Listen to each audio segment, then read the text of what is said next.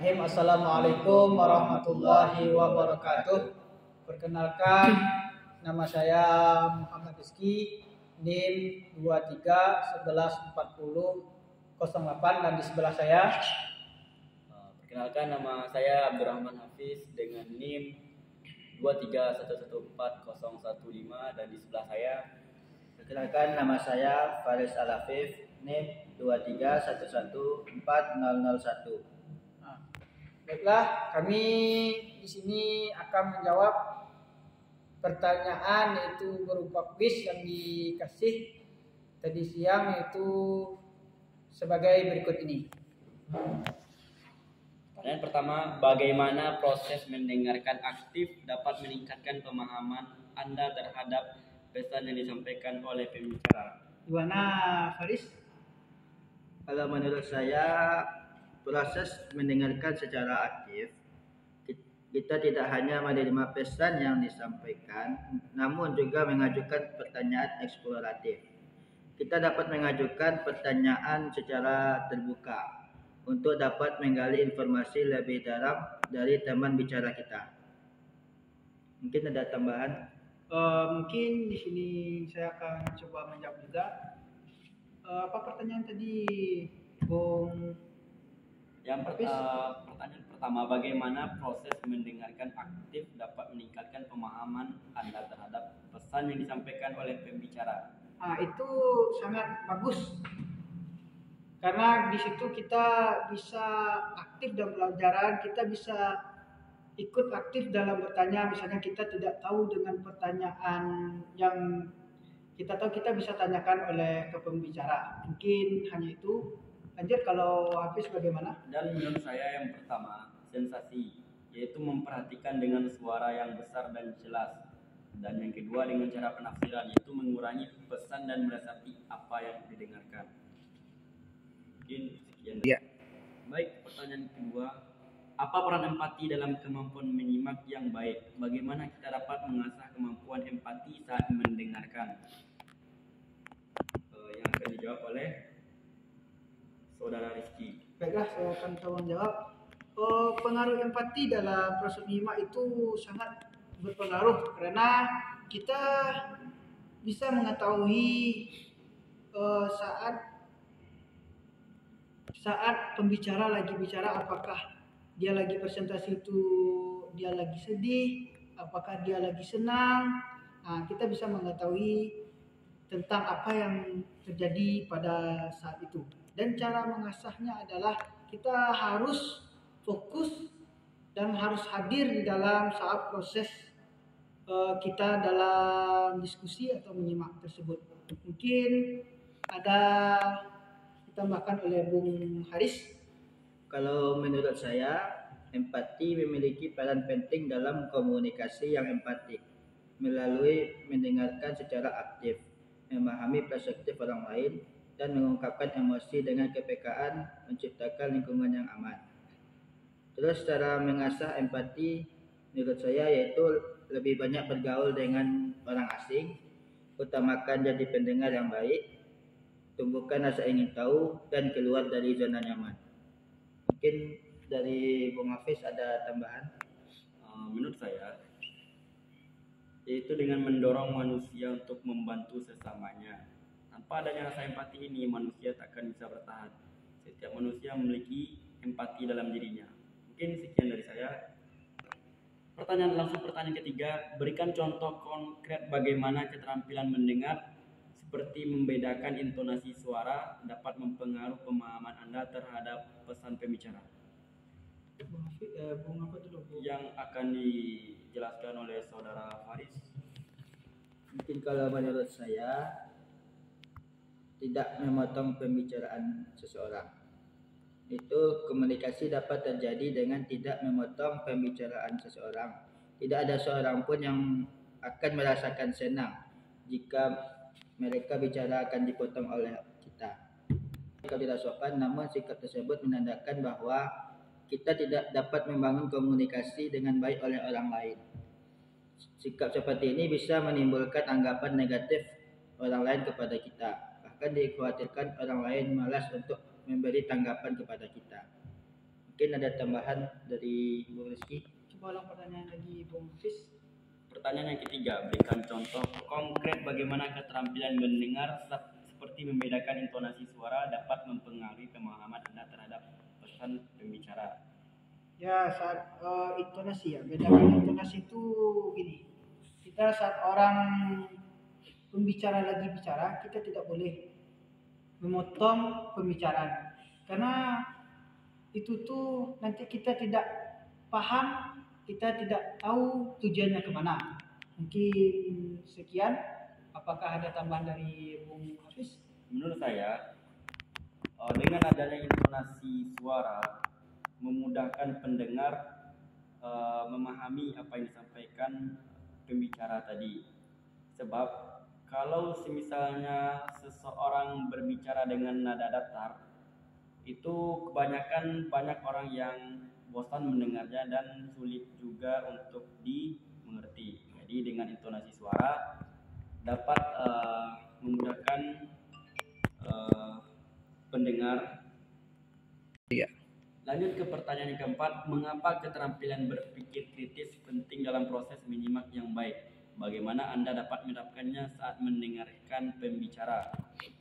Yang akan disampaikan oleh saudara Faris. Mungkin menurut saya yaitu menyimak kritis adalah kegiatan menyimak untuk mencari kesalahan atau hal-hal yang dianggap tidak benar dari apa yang disampaikan oleh pembicara dengan alasan yang kuat dan masuk akal. Menyimak kritis mungkin juga cara seseorang menyimak dengan sungguh-sungguh memberi penilaian secara objektif.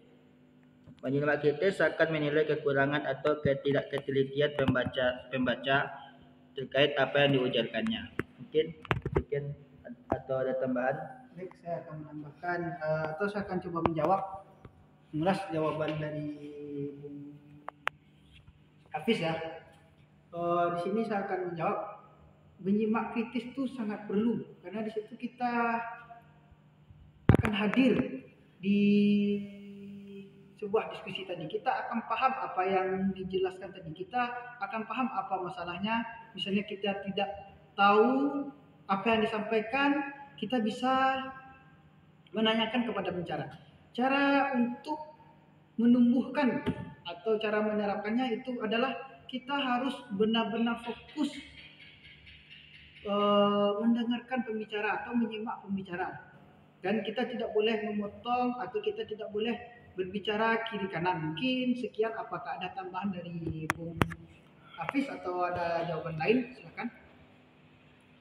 Menurut saya, berpikir kritis dalam keterampilan ini sangat-sangat penting. Yaitu pertama dengan meningkatkan fokus supaya supaya keterampilan berpikir kita tuh semakin luas dan semakin mudah dipahami dan dihafal. Lanjut ke pertanyaan kelima, bagaimana penggunaan catatan atau pencatat saat mendengarkan pembicara dapat membantu Anda dalam proses pemahaman dan retensi informasi yang akan dijelaskan oleh saudara Faris. Baik, saya akan menjawab pertanyaan tersebut. Mungkin menurut saya itu dengan cara mencatat dengan tangan. Yang kedua yaitu kesederhanaan dan meringkasnya. Terus yang terakhir menulis ulang. Mungkin ada tambahan. Bisa diulang lagi Bung Hafiz? Pertanyaan yang kelima, saya ulangi, bagaimana penggunaan catatan atau pencatatan saat mendengarkan pembicara dapat membantu Anda dalam proses pemahaman dan retensi informasi? Karena itu Ya. baiklah, bismillah, saya akan menjawab pertanyaan dari Bung Hafiz. Itu sangat perlu bagi seorang penyimak. Kan kita tipe-tipe penyimak itu ada beberapa. Pertama, ada orang yang sekali mendengarkan atau sekali simak dia dapat. Ada orang yang ada orang yang berkali-kali baru dapat. Nah, gimana caranya supaya dia tuh dapat sama dia atau supaya dia tahu apa tujuannya? Itu dengan cara mencatat. Karena mencatat, setiap kita buka buku tadi atau buka catatan tadi kita paham, oh ini tujuan yang disampaikan oleh pembicara. Mungkin sekian. Selanjutnya apakah ada tambahan dari Bung Hafiz? Baik, tambahan dari saya yaitu dengan mengatasi lupa, dan yang terakhir dengan fokus terhadap gangguan. Sekian. Apa perbedaan antara mendengarkan dengan tujuan dan mendengarkan tanpa tujuan? Bagaimana menentukan tujuan mendengar dapat meningkatkan efektivitas Anda sebagai pendengar? Yang akan dijawab oleh Saudara Faris. Mungkin menurut saya yaitu perbedaannya yaitu mendengarkan dengan tujuan akan memperoleh informasi atau memahami sudut pandang pembicara, sedangkan mendengar tanpa tujuan hanya menerima informasi tanpa memprosesnya secara aktif. Mungkin itu dari saya. Baik, saya akan coba menjawab. Kalau mendengar tanpa tujuan tuh kita akan fokus mendengar orang pembicara. Kita tahu kemana alurnya, kita tahu apa tujuan yang disampaikan oleh pembicara, dan kita tahu apa poin-poin penting yang disampaikan oleh pembicara. Bedanya dengan mendengar tanpa tujuan, kita tidak jelas apakah pembicara nanti bicara apakah itu poin-poin pentingnya atau tidak. Kita tidak tahu kemana alur yang dibawakan oleh sang pembicara. Mungkin sekian. Apakah dari Hafiz ada jawaban? Silakan ditambahkan atau gimana? Menurut saya, kalau mendengarkan dengan tujuan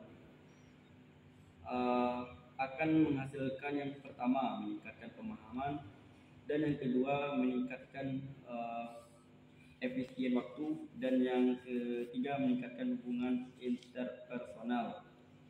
Adapun mendengar tanpa tujuan, kebalikannya, yaitu tidak dapat meningkatkan pemahaman, dan yang kedua tidak dapat meningkatkan efisien waktu, dan yang terakhir tidak dapat meningkatkan hubungan interpersonal. Pertanyaan yang ketujuh, bagaimana konteks dan latar belakang pengetahuan Anda tentang topik yang sedang dibicarakan dapat mempengaruhi pemahaman Anda terhadap pesan pembicara? Yang akan dijawab oleh Saudara Faris. Mungkin dari jawaban saya yaitu yang pertama konteks komunikasi, yang kedua pengetahuan dan pengulangan, yang ketiga kemampuan mendengarkan secara aktif, yang keempat bahasa tubuh dan nada suara, dan yang terakhir yaitu faktor pesan. Bisa diulangi lagi pertanyaannya, Bung Hafiz? Baik, saya ulangi. Bagaimana konteks dan latar belakang pengetahuan Anda tentang topik yang sedang dibicarakan dapat mempengaruhi pemahaman Anda terhadap pesan pembicara? Nah, yang pertama kita harus paham, atau kita harus hadir, atau kita istilahnya kita harus paham apa yang disampaikan oleh sang pembicara. Di sana kita harus istilahnya kita tidak boleh memotong pembicaraan. Kedua, kita harus benar-benar fokus, benar-benar harus hadir atau benar-benar mendengarkan apa yang disampaikan, supaya itu terpengaruh sama kita, terbawa sama kita. Oh, apa yang disampaikan lebih jelas dan lebih konkret dan lebih paham kita kemana alur yang disampaikan oleh sang pembicara. Mungkin sekian. Bung Hafiz, apa ada lanjutan? Baik, menurut saya ulangi, bagaimana konteks dan latar belakang pengetahuan Anda tentang topik yang saya bicarakan dapat mempengaruhi pemahaman Anda terhadap pesan pembicara. Yang pertama yaitu dengan menciptakannya kemampuan mendengarkan secara aktif, dan yang kedua bahasa tubuh dan nada suara perlu ditingkatkan. Dan sekian dari saya. Lanjut ke soal yang ke-8. Apa yang dapat kita lakukan? Pertanyaan yang ke-8. Apa yang dapat kita lakukan untuk memastikan kita tidak terganggu oleh distraksi saat mendengarkan orang lain? Bagaimana meningkatkan fokus dan perhatian kita? Yang akan dijawab oleh Saudara Faris.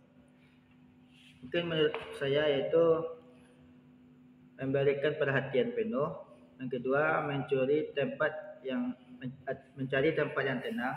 Yang ketiga, jaga kontak mata, dan terakhir bersikap terbaik. Untuk meningkatkan fokus dan yaitu latihan mendengarkan acting, Bisa diulang pertanyaan lagi Bung Hafiz? Pertanyaan ke-8 saya ulangi. Apa yang dapat kita lakukan untuk memastikan kita tidak terganggu oleh distraksi saat mendengarkan orang lain? Bagaimana meningkatkan fokus dan perhatian kita? Nah, cara kita terhindar dari apa namanya tadi Bung Hafiz? Bagaimana meningkatkan fokus dan perhatian kita Yang sebelumnya Distraksi. terhadap apa yang dapat kita lakukan untuk memastikan kita tidak terganggu oleh distraksi. Distraksi, cara menghindari distraksi itu yang pertama kita harus kenali tipe diri kita terlebih dahulu. Contoh, kalau tipe kita yang tidak suka ribut atau gimana, kita cari tempat ternyaman terlebih dahulu. Yang kedua, matikan HP atau silentkan HP, fokus mendengarkan atau fokus mendengar apa yang disampaikan oleh pembicara. Selanjutnya itu fisik. Nah, fisik itu kan kita harus apakah fisik itu bukan fisik dari badan saja, fisik lingkungan. Contoh, ruangannya apakah itu sudah nyaman, apakah AC-nya dingin atau panas, apakah itu sesuai dengan kriteria kita supaya kita mendengarkan atau menyimak itu lebih fokus lagi. Untuk meningkatkan proses menyimak, ya kan, Bung Hafiz, itu pertama. Ya, meningkatkan fokus itu adalah tidur secara teratur, makan secara teratur, menjaga kesehatan tubuh, dan mungkin hanya itu. Mungkin dari saya yang pertama, yaitu dengan menguasai gerak-gerik di sekitar wilayah kita. Dengan menguasai gerak-gerik di sekitar wilayah kita, kita dapat mengetahui siapa-siapa saja yang mengganggu dalam hal kefokusan kita dalam mendengar. Ke pertanyaan yang ke-9, bagaimana kita dapat mengembangkan keterampilan menyimak sebagai kemampuan komunikasi yang efektif dalam berbagai konteks seperti dalam pekerjaan atau hubungan interpersonal? Yang akan dijawab oleh saudara Faris. Mungkin jawaban saya yaitu yang pertama yaitu kita harus evaluasi diri. Yang kedua, sering latihan. Yang ketiga, gunakan teknik aktif, dan yang terakhir yaitu fokus pada pembicara. Mungkin ada tambahan. Mungkin saya akan menjawab, yaitu yang pertama, itu kan ada adab saat orang berbicara, saat kita lagi diskusi atau lagi dalam sebuah pekerjaan, apa yang disampaikan oleh pembicara, kita tidak boleh memotong pembicaranya. Kalau kita memotong, kita akan tidak sampai dengan tujuan yang disampaikan pembicara. Dan satu lagi, itu akan merusak hubungan kita sesama tempat bekerja kita atau tempat diskusi kita. Ya. Baik, jawaban dari saya terhadap nomor 9 tadi. Yang pertama, dengan melakukan sering latihan demi latihan supaya hal tentang menyimak dan mendengar bisa lebih mahir lagi. Dan yang kedua, tak lupanya mengevaluasi diri supaya penampilan menyimak kita semakin sempurna. 10. Berikan contoh situasi di mana kurangnya kesabaran saat mendengarkan dapat merusak komunikasi atau hubungan dengan orang lain. Bagaimana kita dapat meningkatkan kesabaran kita dalam mendengarkan? Yang akan dijawab oleh saudara Faris. Mungkin contohnya yaitu saat seseorang berbicara namun pendengar tidak sabar dan terus menutup atau melihat ponselnya. Cara yang dapat dilakukan yaitu jadilah pendengar yang baik. Apa tadi pertanyaan? Bagaimana kita dapat meningkatkan kesabaran kita dalam mendengarkan? Ya, contohnya sama saat kita berdiskusi lah. Saat kita berdiskusi di kelas, saat pemateri menyampaikan makalah atau presentasinya, ya kita tidak boleh memotong pembicaraan yang disampaikan oleh pemateri.